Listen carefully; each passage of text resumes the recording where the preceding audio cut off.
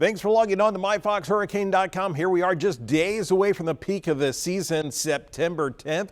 Starting to see some more activity out there as well. In the areas that we watch this time of the year, really pretty much open to all areas. You look all the way out towards the coast of Africa.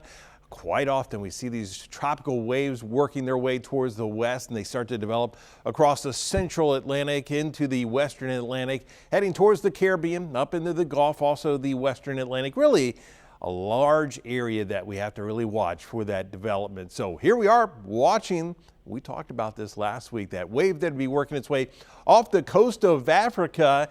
Now about a 70% chance of development. You can see it's a rather large area for development. It's sitting right now just to the south of the Cabo Verde Islands. Now, conditions are favorable for gradual development as we go through the next several days, but you see on there it says low model consensus. That's not to say that it's not going to develop. The models develop it. It's just really a matter of how quickly do they develop this. Some are really developing this a little quicker. Some of them really taking some time.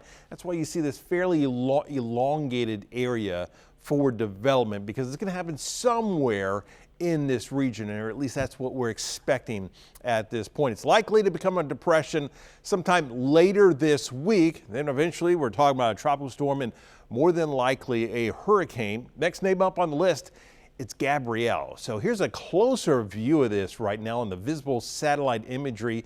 And you can tell this is a fairly disorganized system. Certainly no real signs of any circulation. That's the X where they're marking really the center, but it's not really a center. It's just marking a position out there. It looks like more of an elongated trough, but a lot of thunderstorm activity with this. And this is just going to continue to move through an environment that's really conducive for development. So you look at the Fox model, it does a really nice job picking up on that overall situation with this. And you're seeing more and more of that development as it continues to work its way towards the west.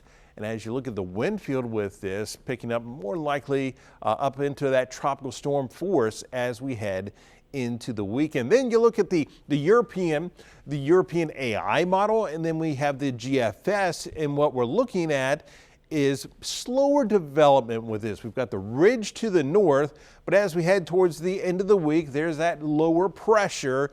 But as we continue on, you're watching this, you've got the GFS, which is a bit further to the north. You've got the European a little further to the south, but notice you're not really seeing anything with the AI model. It's not really picking up on this. Now, some of the long range computer models continue to develop this and eventually push this more towards the north out over open waters. But we've got a long ways to go with this. We're just on step one with this, so we've got plenty of time to watch this. No concerns at this point with this, but we will be talking about this for likely the next week and a half, and we'll keep you updated right here on myfoxhurricane.com.